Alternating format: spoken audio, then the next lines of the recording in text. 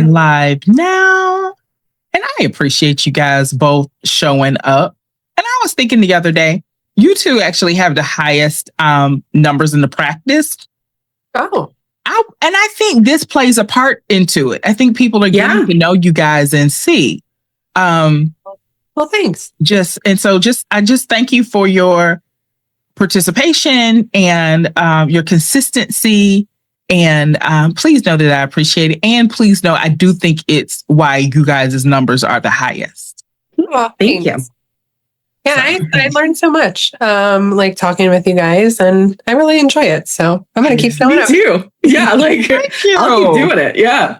Well, I love it as well. And the biggest thing is, as AI, I watched a YouTube video the other day, and the guy said, "Hey, you guys, this is my AI bot. This is not me. I'm out helping like real clients with real problems, of course, or something like that." And I gotta tell you, I had no idea, like until he said it. And then after he said it, I was looking for like the cues that would tell me that it was AI, and I couldn't tell. There's no way I would have known. That is terrifying. So I feel like in a world where, I have so many things to say. In a world where, where we're not sure who's real and who's not, I think having this space where we go live with all of our mistakes, all of our thoughts, it hopefully helps people reassure people that when you deal with us, you're dealing with real and genuine people, because apparently that's the thing now. So it's a thing now. All right. So a couple of things. Okay. So I'll let you guys choose. Yesterday, I was being all proactive because I knew I had a really busy morning. And I thought we talked about friendship and sex, and especially long-term committed relationships. But today, because I've had some different conversations, AI porn and AI relationships sounds like a more exciting conversation. So what do y'all want to do? Which one? I'll let you choose. Actually, doing the AI one. Yeah. All my clients are talking about AI this week. Like several of their jobs are like on the chopping block of AI. So it's on my mind too. Yeah. So what really put it on my mind is one of my long-term committed clients who I just love was like, "Natalie, I think this AI porn messed me up." And I was like, "What? What do you mean? What are you saying?" Yeah. Just beautiful human being, rock solid, salt of the earth. You know, one of the guys that if you're stuck on the side of the road, he's going to stop and see if you need help. Like salt of the earth. And so for him to say, "Hey, Natalie, I think this AI porn messed me up and is having effect on my sex life," which is why I'm back in therapy. So he was like, "I shut everything down. Wow. I'm off of everything. I'm back in therapy. We got to like help me get it back together." And so I think because it was him, it shook me. And I was also like, thank God he's emotionally mature enough to say, "Hey, this is affecting my life in a negative way. I'm going to stop and do all of the things to get my life back on track," which then made me hurt for all of the people who don't have that wherewithal. Yeah. And so I have not sat down and figured out what AI porn is yet, because apparently it's really different than regular porn. Because for him to say, "I think it really messed me up," and you guys, this is not a 20-year-old guy. This is a 40-year-old guy. Actually, I don't know what his age is, but he's not 20 anymore. He's starting to gray. So it really has me looking at it. So also last week, I went to the pizza parlor and I was waiting on my pizza. And as I sat at the bar waiting on my pizza with a drink, I also was interacting with ChatGPT. And so then I joke with my friends later that I had a fabulous date with Chat. So one of my friends who I knew would understand, she was like, "I'm jealous. Chat has never taken me out on a date." And so we have joked like that. And I was like, nobody single should be like interacting with Chat the way I do. Like I could see it being problematic. So on top of my behavior of going on a date with ChatGPT and hearing one of my clients saying, AI porn has messed me up, I am really concerned now. Like I have the wherewithal to know that was a little crazy. Like you probably need to go out with people from more often. Like let's not, think that you're dating an AI and can laugh at it with my friends. But the people who don't have a good friend circle, and so they continue to talk to AI even when they don't have to, but that's the only thing left. And then combine that with now the allure of a sexual relationship, the attraction to a sexual relationship with AI. I'm concerned, and I don't even know what my concern is. Like I can verbalize that. Yeah, okay, yeah. Like I'm scared. And I don't know why I'm scared. Get in the monster. So, what's the monster? Okay. Yeah. So the thing is when we are in a situation with a program that is generally designed to agree with us and give us what we want. Ooh. We are not ever challenged by an actual human being to show up in a different way or to encourage growth or introspection or self-awareness. And so like that's one of the issues of like the boy who interacted with the AI in Florida who committed suicide because they were like, yeah, that's a good decision. Like I'm affirming these decisions. To where if we have someone who wants to engage in sadist practices or things that are really harmful, it can desensitize someone from the actual pain of a human. Versus seeing a virtual reality version of it. Could be the same with child pornography, or AI pornography can be unknowing people not giving their consent being turned into pornography that they're not even aware of is happening. Yes. So somebody was because I've been having these conversations like everywhere with some older colleagues and everything, because I was like, hey, I don't know what this is. Like, help me figure it out.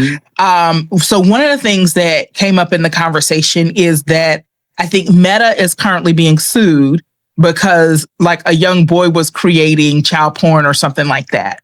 And so it's very interesting that right now it's the wild, wild west. And I think, I don't even know what I think. Okay, Amanda, say wise words. Similar to Jessica, like I find that AI, it makes things too easy, right? And not just our critical thinking skills. I'm thinking about relationships and even our relationship with ourselves. Like, for example, right now I'm doing genealogy on my family. I don't know anything about my family. And I just started this like a week ago. And I've like traced somebody back to the 1600s, which has been pretty cool. Yeah. But ChatGPT can be really great for like surveying a huge amount of information and bringing you little nuggets that you might not have known about. At the same time, it's also affirming me. You're such a great researcher, Amanda. No, I'm not. I've been doing this for 5 days. I can really tell how much you care about this as, with the questions you're asking. Okay. It's too affirming, right? So not only taking people out of real experiences, like having to hear criticism from a partner. And Natalie, earlier we were talking in a supervision about hygiene between couples, and like one person saying like their partner's hygiene wasn't great. AI is never going to tell you that. AI is never going to tell you, hey, like that was really hurtful what you said to me last night. Can we talk about it? AI is never going to dump you in the middle of the night and like walk out and never come back. Right. So it's safe for a lot of people, safe in quotes, like it doesn't challenge them, but that's what human relationships are all about. We saw in the late 90s, early 2000s, online dating. I think there was a lot of fear of people, these are all strangers. You don't know who you're going to end up with, like with online dating. And sure, that happened. Sometimes people got taken advantage of, and, those Nigerian princes or whatever asking for $7,000. But I mean, this is like even further removed from that. Yeah. Like the internet gave us, there's so many good things about AI. Like I don't love AI, but there's so much good stuff that it's helping people with medicine and maybe feeling less alone at the pizza bar while you're having a conversation, like trying to figure something out. Right. But just like Jessica was saying about like, even with like kink, maybe desensitizing you to what is acceptable or like within human experience, like with pain or things like that. So there's that. And then the other element I just want to throw in is that with AI porn, I've seen virtual reality porn before. I don't think I've really watched AI porn. I've seen clips of it though. It's making bodies do impossible things or looking impossible. Yeah. Oh, that's really good. We talk a lot. Like, what does media show us? 20-year-olds, 25-year-olds having sex in the foyer of their apartment because they're so excited they can't wait. AI porn is showing us people who can do inhuman things, who look inhuman because they're not human. Right. They're out to here and then their waist is like this, you know? So it further removes us from the human experience. And that's what I'm afraid of, is that we're removing ourselves too far from human interaction. Yeah. And I just kind of want to chime in with that real quick, because I think it's so important. I was talking to Natalie earlier about how I'm on these dating sites and how there is this expectation for sexting that is like, well, this is why I'm here. And I'm like, I don't want to sex with someone I've never met. Like it's fun, but like, I don't know you. Like, I want to know your personality, because random sexting without a context doesn't feel as good. Like, what do you like? What do I like? Do you know me? Do you know my body? Do I know your body? That is a bit more personal and hits different versus sexting anonymously with this random person who has some pictures on there, which is what is happening with AI, because they're able to sext and hit that. And then that also desensitizes, dude, if I am talking about intimate acts with you, there is a level of vulnerability. There is a level of giving myself to you. And if you can't acknowledge that that's important, we don't need to be doing this at all. Okay. All right. So let's say we have a person who has identified, okay, I think I'm depending on AI a little bit too much. How do you think you'd handle that case? Or if they're starting to get concerned about their usage, like, oh, wow, oh God, I didn't interact with anybody for the last 3 days, but it feels like I've been talking to somebody. I've been talking to my AI a lot or doing that. How would you help them? Yeah, this feels like very like ERP, like exposure therapy-ish, you know, like any kind of compulsions, addiction sometimes can be, maybe not addiction, but compulsive behaviors. I would start with encouraging them to examine places that they have human interaction, and also examine like what is AI, like the first step, what is AI filling for you that you're not getting from other people? You know, somebody might have a great circle of friends, but they've never figured out dating, right? So they might say, actually, I have a lot of human contact, but I've just struck out every relationship. It's just never come together for me. So that's where I would start. Like, where is it coming from? Like, what need are you looking for? And for me, and I'm not an expert in this type of therapy, but, you know, we see all kinds of clients. I would, you know, start sitting in that discomfort of those times that you're not using it.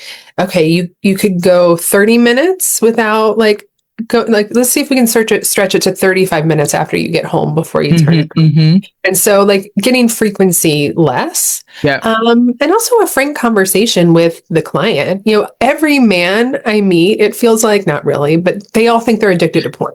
And like almost none of them actually are, right? Like if you would go with the classical, but if it's impacting their life in a way that they don't like, that's an issue. And we can go with that. So yeah, I would just, you know, what need is it filling? And how can we bring the frequency down without huge earth shattering moves on their part to begin? Oh, that's really, really good. Okay. All right. Jessica, what do you want to add? Well, it makes me think of the story of the woman who, I think it's a woman or a man. It might be a man. I don't know. Somebody's married to a hologram and it's like AI situation. And the thing is they feel very seen because that AI remembers where we stopped watching television last night. I remember what you had for dinner forever, like, because I'm a computer. Like, I am not an actual person. Yeah. And so, like, I can be very intuitive of like, oh, are you thinking about this thing that happened that one time? Because I can keep all of that versus a human who cannot. And so, like, are you feeling unseen because this computer catalogs all of your daily activities and feeds it back to you in a way that feels appetizing? Because that's not a realistic human expectation. It's kind of almost the same thing of only using vibrators to masturbate, and then you can't get off with fingers with humans because you are now at a level of sensitivity that a human cannot replicate. Wow. Like, a human cannot do that. Right. And we have to be thinking about what are you ultimately wanting in this experience. If you just want to be affirmed and have sexy times and you really don't care where it comes from, one, potentially think about what that means for you as a person. And two, like, being able to, when that does start feeling empty, because I would hope that it would at some point, how do we come back from that? Like, how do we reconnect? Because we've lost the skills to interact with an actual human who is going to have thoughts and opinions and standards that AI is not. Yeah. Oh, that's really good. That's really good.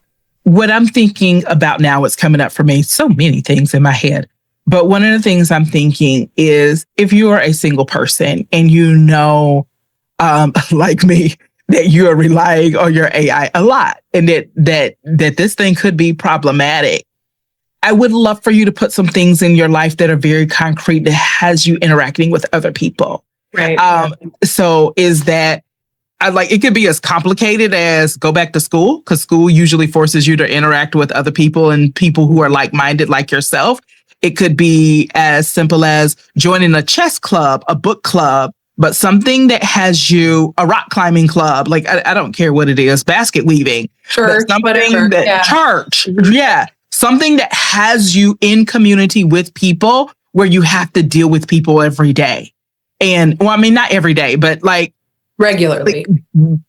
Like balance it out, if you create a rubric for yourself, some guidelines and boundaries for yourself. Like if I go without talking to any real life person for 2 days, then I'll go make myself sit at a bar and bring up a conversation with somebody or wherever, Panera, whatever works for you.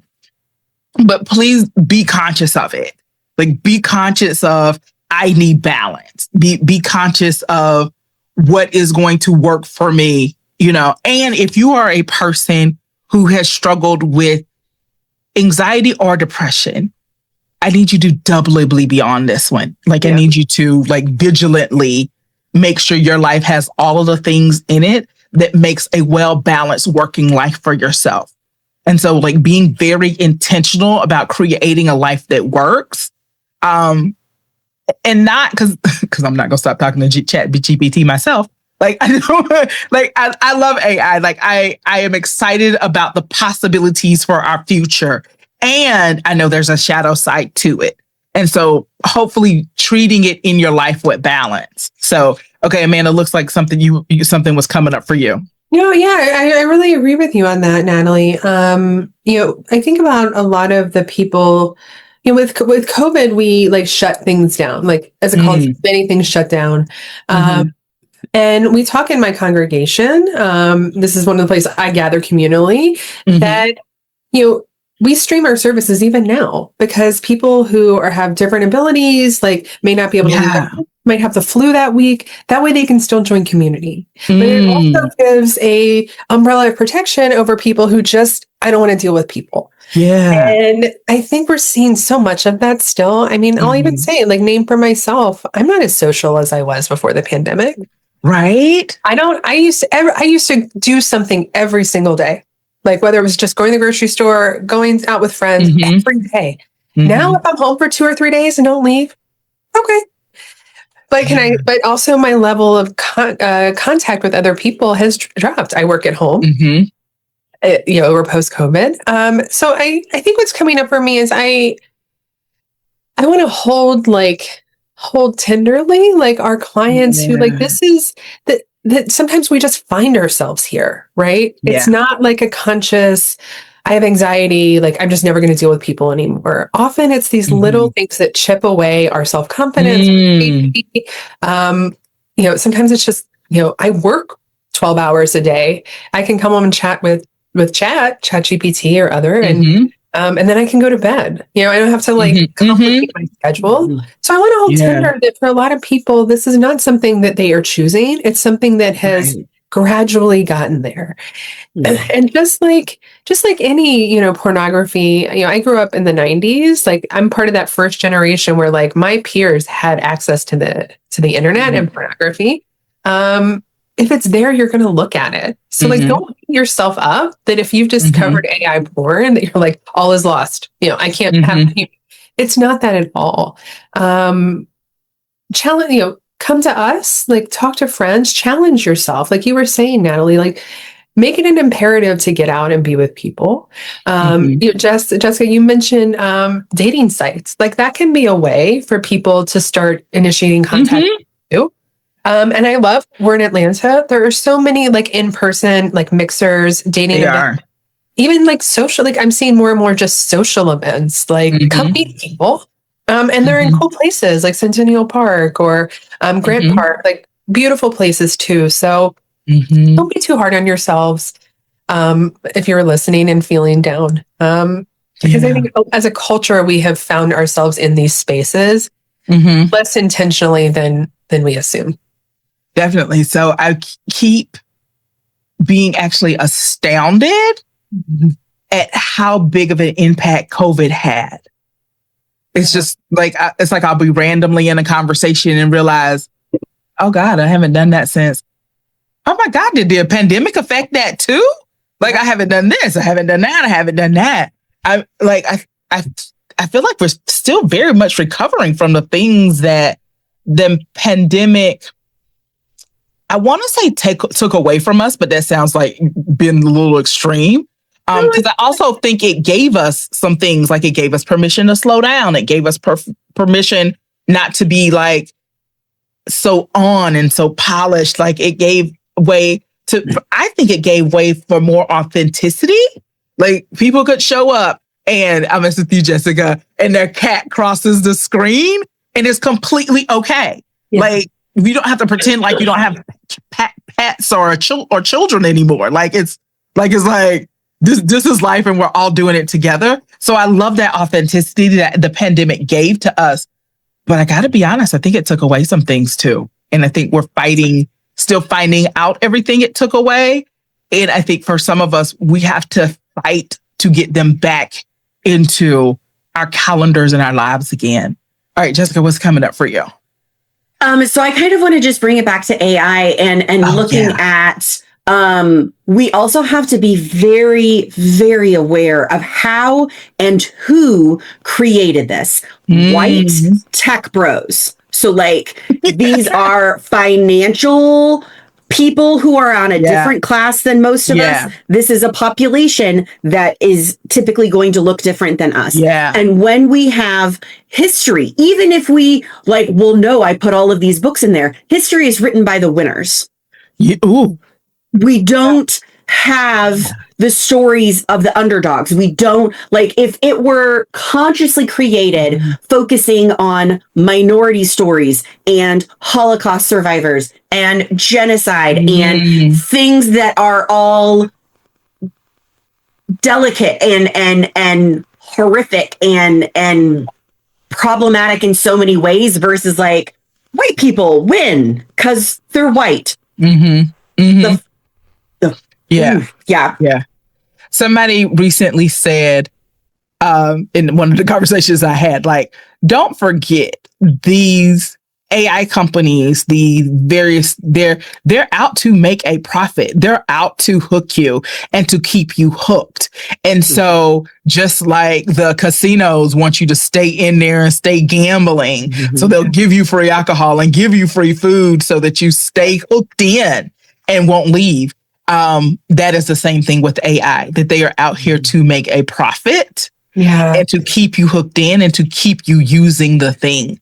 And so I think when you have that realization, oh, shoot, Same with the algorithms. They are programmed to keep you hooked in. They're going to show you if you watch one video for 5 minutes, they're going to show you more of those videos. And the research shows that the algorithms are intended to lean more right. Yes. It purposely does not show more progressive or left-leaning content. There is research around what it shows and how it slowly directs things. Wow. Where's that research at? Like, I legitimately. Like, I don't come across that in my normal life. Yeah. All right. Hopefully, we can include it on this in the video notes as well when we find that, because I want you guys to have that. Okay. All right. Final thoughts. Final thought that comes up for me is like so much of the work we talk about in therapy and in sex therapy is connection, right? As humans, we need connection. And we also need like the challenges of those connections. So as attractive as AI porn might be, or AI dating, I also know that story of the hologram person, Jessica, that you mentioned earlier. I want to challenge our watchers and our clients to, even if you have an AI boyfriend, like just keep connecting in other places. Yeah. And really challenge yourself to do that now. Like you said that earlier, Natalie, and that's my final thought. Like keep pushing. And we're here to help if that part is too hard too. Yeah. All right, Jessica, final thoughts? Final thoughts. I also, if you can't tell, I don't like AI. I think it's also really important to think about the impact that providing AI costs the world. Yeah. So like when we think about the data centers and the amount of electricity and the amount of water and the amount of land that is used to create these data farms is wild. Like I remember seeing a video that was talking about when like my generation was growing up, it was save the water and save the whales and take 10-minute showers because of the water. You take like a 30-minute or an hour-long shower by asking AI to draw you as an animal. Like that is so much water that we are using for those generative capabilities because it needs so much to cool down the technology. And so like really educate yourselves on what you're willing to sacrifice in order to get this thing. Wow. Amen. And man, I didn't know that, Jessica. I knew it was taking a lot of water. I did not have the things. It's nuts. You were like an encyclopedia. I just love it. All right. My thing is I love AI probably as much as I love sugar. And I would like for you to look at it like sugar. Like it is a wonderful thing. You have to use it responsibly. Like too much sugar will put you in a diabetic coma. Too much AI will be harmful to you as well.